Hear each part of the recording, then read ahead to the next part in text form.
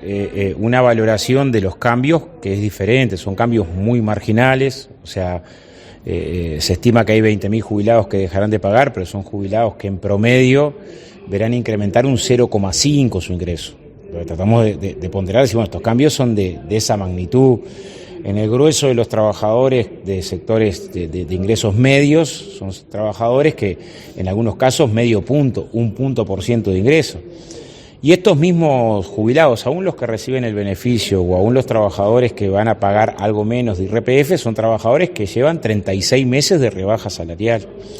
Entonces, queremos colocarlo en su real lugar. Este es un cambio marginal de un gobierno que en los últimos 2 años, en el 2021 y 2022, hubo incremento de la presión tributaria muy importante, de en torno de 1 punto del producto, o sea, más de 4 veces más de lo que hoy se está devolviendo, que algunas medidas impactaron fuertemente en los sectores que menos tienen. Cuando se decidió ajustar la base de prestación y contribución, cambiar el criterio de ajuste que se venía tomando, esto afectó a 140.000 jubilados que ajustan por la jubilación mínima. El ahorro en estos 140.000 jubilados, que son las jubilaciones más bajas en estos 3 años, es de arriba de 45 millones de dólares. Entonces, cuando hay ahora una distribución para jubilaciones medias y medias altas de 30, decimos, bueno, es el mismo gobierno que se ahorró 45 millones de dólares en las jubilaciones más bajas por el cambio de criterio, que hace 3 años tiene planchado el salario mínimo nacional. Yo escuchaba con sorpresa el informe de la Asamblea General. En 3 años la variación del salario mínimo nacional por encima de la inflación fue un 0,1, o sea, nada.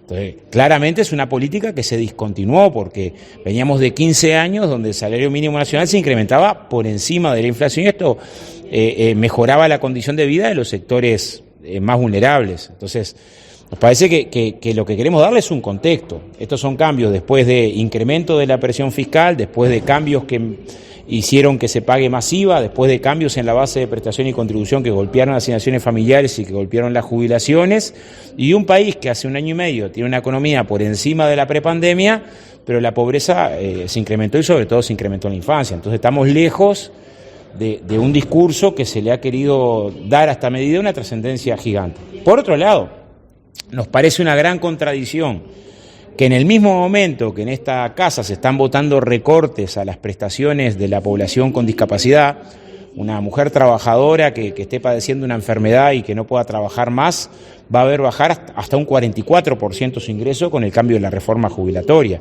Se presenten estos cambios marginales como la Suiza de América. Nos parece que tenemos una mirada diferente. O que se quiera decir que quien usa tarjeta de débito es poco menos que la oligarquía en Uruguay. Nos parece que es equivocado, que claramente esas medidas, las que se vinieron tomando estos 3 años, han golpeado fuertemente. No quita que no deja de ser para un sector, aunque sea pequeño, alguna recuperación de lo que se le ha sacado, ¿no? ¿Cómo ve los planteos de Cabildo Abierto en relación a sus cuestionamientos con la reforma jubilatoria? ¿Ve que se pueden llegar a concretar, que puede haber cambios importantes? Algunas de las cosas que cuestiona Cabildo Abierto son las que cuestionó el Frente Amplio. Es una reforma hecha de apuro, en apenas 40 y pocos días tratada en el Senado, en pocos días tratada en diputado, con un rechazo frontal de la representación social de los trabajadores, de los jubilados y los empresarios del BPS, con información que todavía falta dar sobre el impacto de la reforma, que va a golpear fuertemente a los trabajadores más pobres, que son los que no se van a poder jubilar con las condiciones de la reforma, porque están más expuestos a la informalidad, que trata con escaso criterio el tema de las actividades altamente complejas, sectores como la industria frigorífica están fuera de la posibilidad de mantener una condición de acceso a la jubilación, golpea a la población con discapacidad. O sea, en los cuestionamientos tenemos una coincidencia con algunos planteos que ha hecho Cabildo, con algunos que ha hecho el Partido Colorado y algunos que han hecho dirigentes, capaz no públicamente, del Partido Nacional.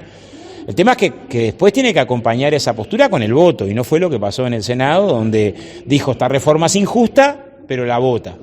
Bueno, ojalá por lo menos dé tiempo para discutir la reforma y no la vote en tiempos que después nos van a generar un enorme problema hasta de diseño de la reforma de seguridad social, que vas a terminar pagando como en su momento hubo que atender la situación de los cincuentones, ¿no? ¿Con qué cambio el Frente Amplio podría apoyar esta iniciativa, teniendo en cuenta también el otro argumento del oficialismo de que alguna modificación se tiene que hacer en el sistema porque si no en tantos años no se van a poder pagar las jubilaciones? Bueno, primero tenemos una diferencia ahí de criterio. O sea, el estudio del equipo técnico establece, y es cierto, que en 20 años, el BPS requeriría 400 millones de dólares más para poder pagar jubilaciones y pensiones. Y el Uruguay, el último año, 1.600 millones de dólares se exoneró solamente de impuesto a la renta de la actividad empresarial y de impuesto al patrimonio. La primera discusión es, vos querés financiar la seguridad social, bárbaro. Le pedís el 44% de su ingreso a una mujer que no pueda trabajar más porque padece una enfermedad terminal y no le pedís medio punto a una exoneración importante. Bueno, tengo una diferencia profunda ahí.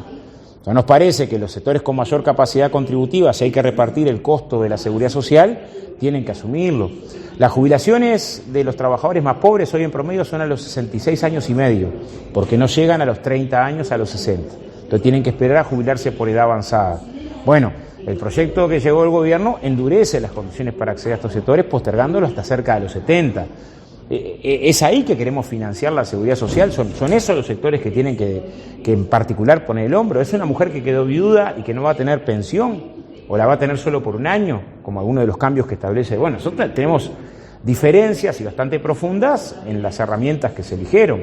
Entonces, y en el tiempo para el debate, porque el equipo técnico tuvo casi 3 años para intercambiar, discutir, estudiar. Ahora, en el Parlamento se dieron 40 y pico de días, y hay parte de la información técnica que no se tiene en cuenta. La expectativa de edad crece, sí, pero crece desigual, no es lo mismo el decil más rico que el decil más pobre. Y justamente estamos endureciendo las condiciones jubilatorias que golpean a los sectores más pobres, porque son la doméstica, la construcción, los rurales, los que tienen más dificultades para acceder a la jubilación en las nuevas condiciones. El gobierno llegó a poner en página de presidencia que las jubilaciones iban a mejorar. Ahora se negó a votar que se mantenga el cálculo con el sistema anterior para que efectivamente tengamos una garantía de que van a mejorar, ¿no? O sea, nosotros presentamos una iniciativa que, bueno, manténgase el cálculo anterior, que el trabajador o trabajadora a la hora de jubilarse pueda comparar el nuevo sistema con el anterior sistema. Y no resiste análisis. Todos los informes independientes demuestran que la inmensa mayoría de los trabajadores y trabajadoras, muchos van a dificultar jubilarse, otros se jubilan más tarde. No es la primera vez que hacemos reformas de la seguridad social de estas características, y otros se jubilan con mucho menos. La reforma del 96 tuvo ese efecto. Tuvo un efecto de que muchos, 7 de cada 10 trabajadores de la actividad privada, cuando el Frente llegó al gobierno, no iban a poder jubilarse por la exigencia de los 35 años de trabajo y otras más que habían puesto en el año 96. Hubo que cambiarlas. Ahora, por ahorrar, me parece que corramos un riesgo muy fuerte de la cobertura, y en ese plano es central que tengamos una discusión. Si como dice el gobierno, se va a aplicar dentro de 10 o 20 años, tendría que haber plazo para poder discutirlo. Y también que se explique con más detalle por qué se incumple una promesa de campaña electoral. Este gobierno llegó al gobierno prometiendo que la reforma no iba a afectar a los trabajadores que estaban en actividad. Esto se dijo en todos los rincones. Pero además tenés un componente que es imposible no señalar. El primer proyecto, que es el de presidencia, metía para dentro de la bolsa a todos los trabajadores menores de 57, ya en la orilla de la jubilación, cambiando de las reglas de juego. Bueno, son como demasiados puntos que nos separan con respecto a la reforma jubilatoria, ¿no? Un consenso con Cabildo Abierto, que es otro partido que se plantea en el mismo sentido que el Frente Amplio en algunos aspectos, podría ser que se tuviera que postergar hasta la próxima legislatura esta discusión. Sí, escuchaba al presidente, yo creo que está profundamente equivocado cuando dijo todos están deseando que esta reforma se haga. Y no estoy deseando que la reforma no se haga. Yo ponía un ejemplo en la sesión de hoy. Un trabajador que sufre un accidente de tránsito, que quede una enfermedad y queda en discapacidad, que tenía un ingreso de 40.000, hoy cobra 26. Con la reforma pasa a cobrar 18. Es un 44% que pierde. Y es inmediato, no es dentro de 3 años, dentro de 5, dentro de 10. Una reforma que piense ahorrar en las personas en situación de discapacidad nos parece un despropósito, que es un colectivo en general muy vulnerable, que vive menos que el resto, está demostrado. Y estos temas no se han discutido lo suficiente, porque a mí me ha pasado encontrarme en ferias, en barriadas, con vecinos blancos y colorados, que siguen siendo blancos, colorados, acabilantes, que yo no estoy de acuerdo en que recortemos la prestación a la persona en discapacidad, que hoy se le contempla una cosa obvia. Cuando estás en discapacidad para todo trabajo, tenés mayores gastos de traslado, de medicamentos. Entonces, me parece que hay que abrir el concepto, discutamos reforma, y hay otro plano, ¿no? Ojalá estuviéramos discutiendo una reforma de la seguridad social. Yo estoy convencido que si a los trabajadores del Uruguay se les pide, hay que hacer un esfuerzo más. pero ese esfuerzo tiene una contrapartida de seguridad social, esto es, se atiende de mejor manera a la infancia, los recursos que salen de la reforma van a una cobertura mejor de seguro de desempleo, se atiende mejor a la persona con discapacidad, se atienden mejor los cuidados, el trabajador pone el hombro. Luego un gremio que durante muchos años, hasta hoy, aporta más que el resto. Pero tiene cobertura odontológica para su gurises, tiene préstamos materiales que son no reintegrables, tiene apoyos para el desarrollo de estudios, becas, o sea, si estuviéramos discutiendo la seguridad social toda, es distinto, pero acá lo que estamos discutiendo es un ajuste económico y un ajuste que nos parece que es muy injusto porque las medidas que cortan el bacalao en la reforma las pagan los trabajadores más pobres, ¿no? De no prosperar esto, entonces habría que partir de foja cero en la consideración de un nuevo proyecto. No, yo creo que de cero no estamos, porque el Uruguay ha ensayado distintos cambios en la seguridad social. Ha ensayado, en su momento incorporó el año por hijo para la mujer trabajadora, en su momento logró incorporar una extensión diferente del seguro de desempleo, flexibilizar las condiciones de acceso a la jubilación, en su momento estableció la jubilación por edad avanzada como prestación no reintegrable. Hay cosas de esta reforma que yo creo que la posibilidad de compatibilizar trabajo y jubilación, teniendo cuidado de que eso no afecte el trabajo juvenil, me parece que es un tema que se inició hace unos años y que habría que trabajar. Pero eso no es el corazón de la reforma. El corazón de la reforma es trabajar más tiempo, jubilarte con menos, recortar discapacidad, recortar pensiones. O sea, las medidas por las que se hace la reforma no son estas, son estas otras. Entonces, tampoco queremos cometer la torpeza de darle la misma ponderación política, repito, ajustes que en algunos casos van a afectar muy duramente a otros elementos en los que se pueden tratar por separado, ¿no?